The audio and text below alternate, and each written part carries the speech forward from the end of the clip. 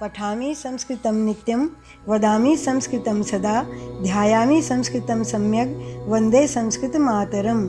इससे पूर्व के वीडियो में वैदिक साहित्य पर संक्षिप्त चर्चा की गई थी।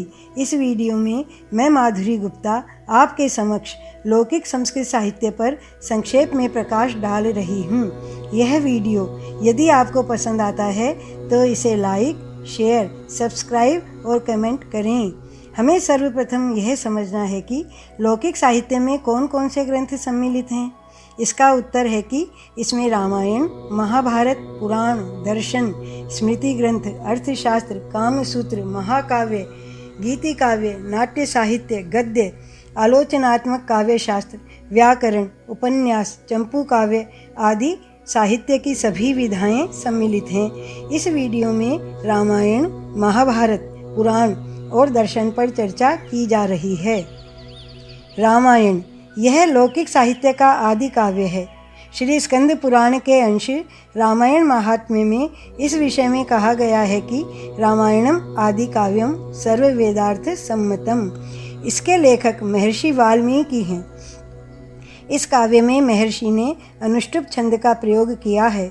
यह छंद वाल्मीकि के मुख से अकस्मात उस समय निकला जब उनके सामने एक शिकारी ने क्रौंच पक्षी के जोड़े में से नर पक्षी को बाण से मार डाला। अपने सामने फड़फड़ाते हुए नर क्रौंच और उसके लिए विलाप करती हुई भार्या क्रौंची को देखकर करुणावश उनके मुख से एक श्लोक निकल गया। मां निषाद प्रतिष्ठाम त्वम अगमः शाश्वती ही समाह यत् क्रौंच मिथुनादेकम अवधि ही काम मोहितम।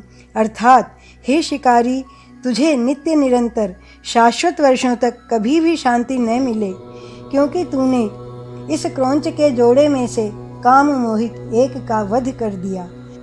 वाल्मीकि स्वयं इस श्लोक को बोलकर सोच में पड़ गए कि मैंने यह क्या कह डाला, किम इदम व्याहृतम मया।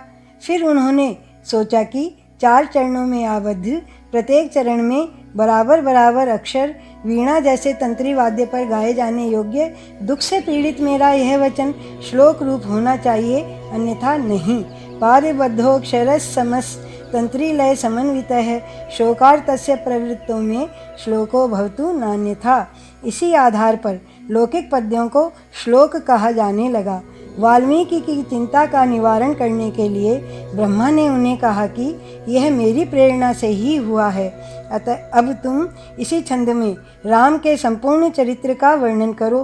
तब वाल्मीकि जी ने योग समाधि में राम, लक्ष्मण और सीता के जीवन की ज्ञात अज्ञात, भूत और भविष्य में होने वाली समस्त घटनाओं का दर्शन करके रामायण नामक काव्य लिखा।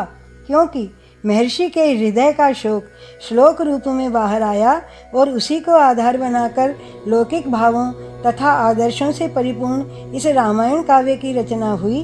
अतः इसे लौकिक साहित्य का आदि काव्य और महर्षि वाल्मीकि को आदि कवि कहते हैं।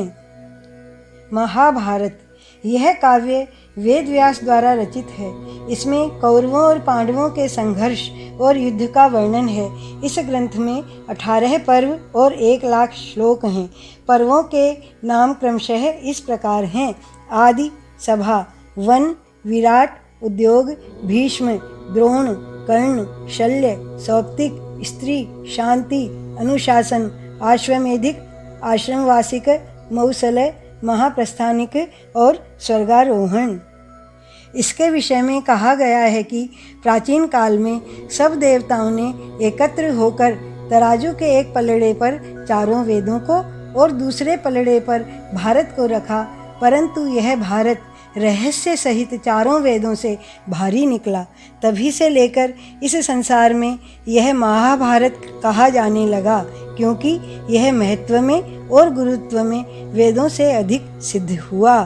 चतुर्भ्यः स रहस्येभ्यो वेदेभ्यो ह्यधिकं यदा तदा प्रभृति लोकेस्मिन् महाभारतम् उच्यते महत्वे च गुरुत्वे च ध्रियमाणं यतोधिकम्।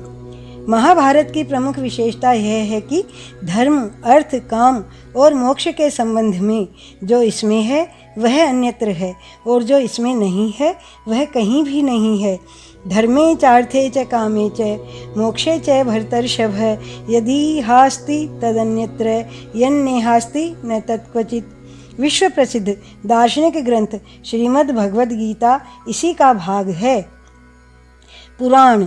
यास्क ने पुराण का निर्वचन करते हुए कहा है कि पुराणम कस्मात् पुरा नवम भवति।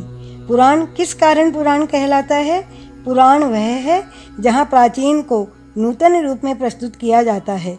श्री विष्णु पुराण के अनुसार पुराणों के अर्थों के जानकार व्यास जी ने आख्यान, उपाख्यान, गाथा और कल्प शुद्धि सहित पुराण संहिता की रचना की।